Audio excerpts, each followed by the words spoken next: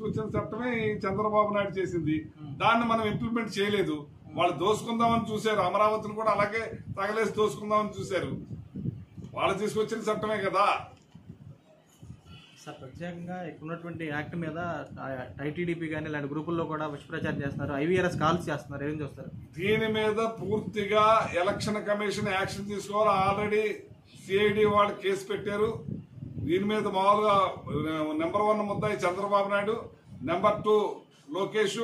వీళ్ళని అరెస్ట్ చేయవలసిన అవసరం ఎంతైనా ఉంది. వీళ్ళు చాలా పృథ్వీ అన్నవాడిని ఫస్ట్ తీసుకెళ్లి జైల్లో పడేయాలి. ఒక పర్మిషన్ లేని యాడ్ని బయటకు వదిలి ప్రజలకు రాంగుతో పట్టిస్తున్న వీళ్ళందరినీ కూడా మొత్తం అరెస్ట్ చేయవలసిన అవసరం ఉంది.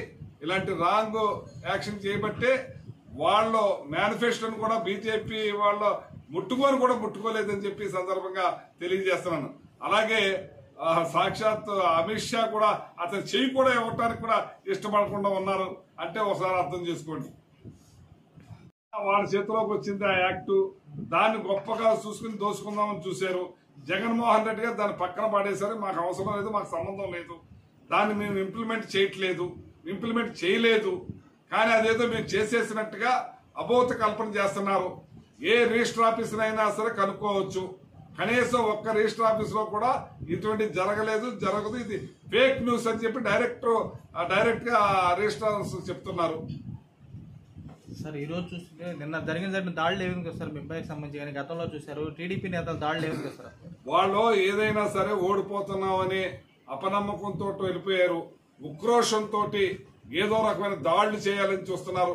ఇవాళ రోజు పేపర్లో చూస్తుంటే వైఎస్ఆర్ వాళ్ళ మీద ఎక్కడికక్కడ తెలుగుదేశం వాళ్ళు దాడులు చేస్తున్నారు. అంటే ఓడిపోతున్నామని భయంతో ఇక వాళ్ళు ఏమీ చేసేది లేక ఇలాంటి దాడులకు ప్రయత్నిస్తున్నారు. మరి అలాగే మా సునీల్ కుమార్ మీద, మా అబ్బాయి మీద కూడా దాడులకు ప్రయత్నించారు. మరి ఆ కారుని అడ్డగొట్టి అద్దాల పగలు కొట్టి దుర్మార్గం చేయబోయారు. ఇది హేయమైన పనిది. ఇలాంటి దుర్మార్గమైన పని చేయడానికి తెలుగుదేశం వాళ్ళు ఎప్పుడు కూడా ఇలాంటిదే ఎన్నుకుంటా ఉంటారు. వీళ్ళని మాత్రం కఠినంగా శిక్షించాలని చెప్పి నేను కోరుతా ఉన్నాను. దానికే వెళ్ళిపోతా ఉన్నారు. ఏదైతే జన్మభూమి కమిటీలు ఉన్నాయో వాళ్ళ కౌన్సిలర్లు ఉన్నారో వాళ్ళు చెప్పినట్టే నాలు. కానీ సచివాలయ ఎంప్లాయీస్ కానీ వాలంటీర్స్ కానీ వాళ్ళు ఇష్టం వచ్చినట్టు చేయడానికి లేదు. మేము చెప్పిన వాళ్ళకే బియ్యం కార్డు ఇవ్వాలి, మేము చెప్పిన వాళ్ళకే పెన్షన్ ఇవ్వాలంటారు. వీళ్ళ బుద్ధి పొలంలో పెట్టేదాకా మారదు. ఇవాళ జగన్మోహన్ రెడ్డి గారు పార్టీలు, ప్రాంతాలు, కులాలు, మతాలు అతీతంగా అందరికీ ఇచ్చుకుంటా పోయారు. 3 నెలలకి కూడా మేము కార్డులు ఇష్యూ చేస్తా పోయాం, బియ్యం కార్డులు కూడా ఇష్యూ చేస్తా పోయాం. కానీ వీళ్ళు మాత్రం వాళ్ళకి చెప్పిన వాళ్ళకే ఇస్తారంట, వాళ్ళు చెప్పిన వాళ్ళకే ఇది అవుతారంట.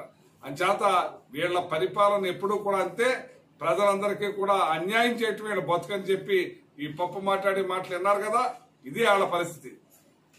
చెప్పింది చేయడు, అన్ని అబద్దాలతోటే నడిపిస్తూ ఉంటాడు. ఆయన మేనిఫెస్టోని కూడా ఎవరో కూడా ఆలోచించే స్థితిలో కూడా లేరు. సూపర్ 6 అని పెట్టి 4,000 రూపాయల పెన్షన్ అని చెప్పి మొత్తం తీసేసిన అంటే ఈ టోటల్ గా ఏది కూడా ఇచ్చేదే కాదు. అతను చేయని మనిషి, చేయలేని మనిషి. అంచేత అతను నమ్మే పరిస్థితిలో ఎవరూ లేరు. జగన్మోహన్ రెడ్డి గారు చెప్పాడంటే చేస్తాడంతే, ఈయన చెప్పాడంటే చేయడంతే. అంచేత ఇతను మాత్రం ఎవరో కూడా నమ్మే పరిస్థితిలో లేరని చెప్పి తెలియజేస్తున్నాను. ఆయన మేనిఫెస్టో ప్రజలే మడిసి బుట్టలో పడేశారు. ఆడిపడేయటం కాదు, తర్వాత ప్రజలే అతని మేనిఫెస్టోని చుట్టి బుట్టలో పడేశారు ముందే. ఇది వేస్ట్ పేపర్ అని జగన్మోహన్ రెడ్డి గారిది దాచుకున్నారు.